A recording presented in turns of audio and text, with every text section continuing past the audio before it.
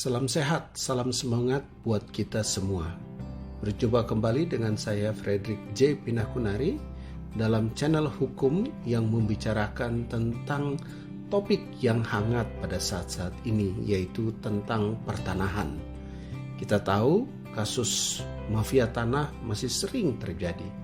Oleh karena itu, bagi Anda yang hendak melakukan pembelian, perlu Anda mendengarkan berbagai masukan supaya lebih berhati-hati dalam melakukan pembelian terhadap sebidang tanah dan rumah.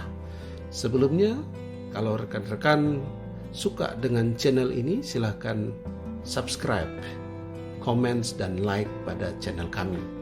Nah, apa saja sih yang perlu diketahui dan diperhatikan oleh calon pembeli ya, supaya ketika dia melakukan transaksi beli tanah dan bangunan misalnya, itu bisa mengantisipasi atau menghindari kerugian yang bisa saja muncul setelah jual belinya selesai.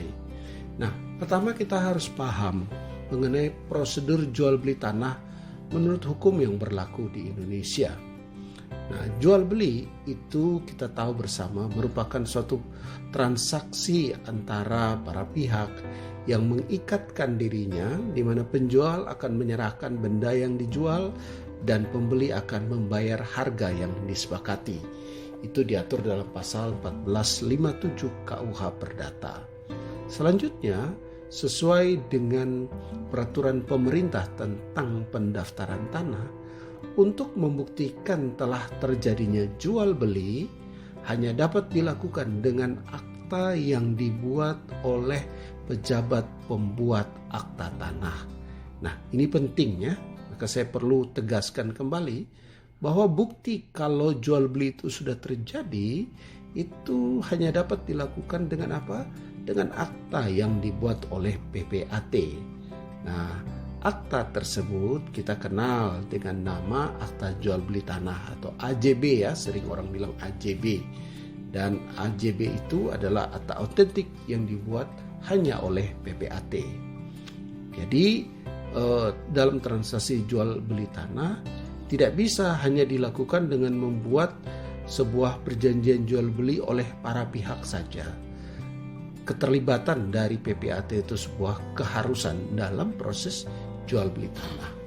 Selanjutnya, perjanjian pengikatan jual beli tanah ya, PPJB. Jadi kita ketahui bahwa sebelum menandatangani AJB, para pihak biasanya membuat PPJB.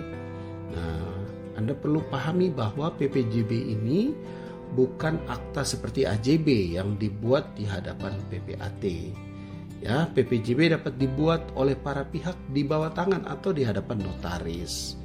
Nah, khusus untuk transaksi pembelian rumah atau rumah susun dari developer, maka PPJB itu harus dibuat di hadapan notaris. Ya, jadi PPJB ini perlu dibuat karena para pihak bermaksud untuk mengatur lebih dulu syarat-syarat jual beli itu seperti apa sih yang mau disepakatin, bagaimana pembayarannya, dicicil atau cara pencicilannya bagaimana, atau para pihak ingin periksa dulu status tanah yang dijual dan seterusnya. Jadi intinya PPJB itu adalah fase persiapan sebelum masuk pada AJB. Nah, PPJB saja setelah ditandatangani itu belum menjadikan suatu jual beli tanah itu sudah terjadi. Jadi jangan salah berpikir bahwa kalau sudah tanda tangan PPJB itu sudah terjadi peralihan hak. Tidak. Ya. Setelah seluruh syarat dalam PPJB itu dipenuhi, maka pihak pembeli dan penjual melanjutkan itu dengan menandatangani AJB di hadapan PPAT.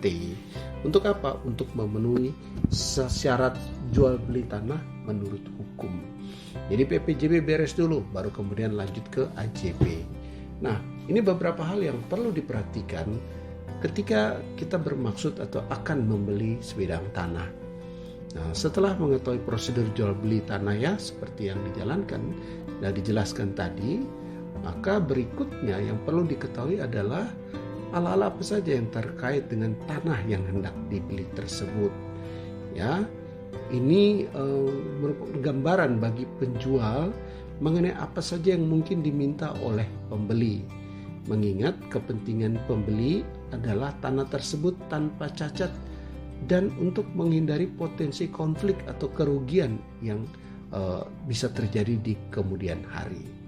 Nah, bagi pembeli ada sebuah istilah dalam bahasa Latin yang berkata caveat emptor.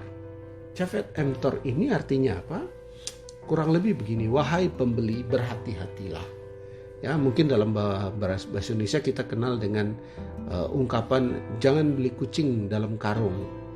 Intinya adalah pembeli harus berhati-hati ketika hendak melakukan pembelian. Bagaimana bentuk hati-hatinya?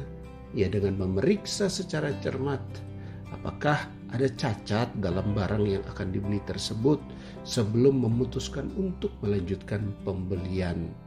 Ya. Jadi penting pembeli itu harus berhati-hati. Nah, itu apa saja yang perlu diperhatikan oleh pembeli ya, karena kan mau berhati-hati nih.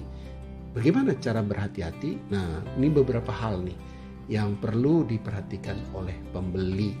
Pertama, jenis hak tanah yang akan dibeli ya. Jenis hak tanah ini penting karena kepemilikan hak atas tanah menurut hukum itu bermacam-macam, ya, tidak satu jenis saja.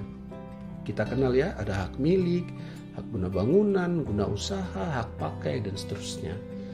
Ya, nah setiap hak atas tanah itu memiliki ciri dan peruntukan yang berbeda. Sebagai contoh, hak milik hanya dimiliki oleh perorangan warga Indonesia. Ya, dan tidak memiliki jangka waktu kepemilikan. Ya, ini hak beda dengan HGB dan HGU. Setelah mengetahui jenis hak tanah yang hendak dibeli, yang berikut harus diketahui adalah kepemilikan hak atas tanah tersebut. Ya, dalam pengalihan kebendaan, prinsipnya adalah hanya pemilik yang dapat mengalihkan atau menjual benda tersebut. Jadi perlu diperhatikan oleh pembeli siapa yang sesungguhnya menjadi pemilik secara hukum yang terdapat dalam sertifikat atas tanah tersebut. Ya, kadang ada keadaan di mana kepemilikan atas tanah tersebut tidak hanya dimiliki oleh satu orang. Contoh, tanah warisan. Nah, itu kan dipegang oleh beberapa orang ahli waris. Maka seluruh ahli waris itu harus ikut serta menandatangani akte jual beli tersebut.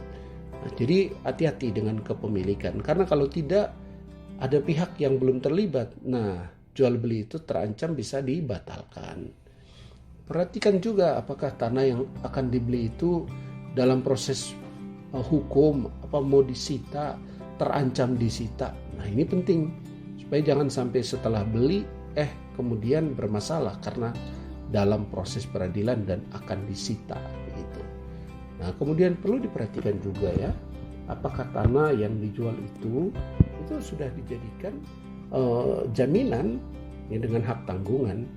Karena kadang-kadang ada juga penjual yang bandel dalam arti itu tanah sudah dijadikan jaminan tetapi dijual lagi kepada pihak ketiga. Ada itikat buruk di sini. Nah, itu hal-hal yang perlu banget dipelajari supaya pihak pembeli jangan sampai mengalami masalah atau kerugian di kemudian hari. Nah, demikian sharing singkat yang bisa saya bagikan supaya para pembeli atau calon pembeli tanah lebih berhati-hati. Semoga bermanfaat. God bless you.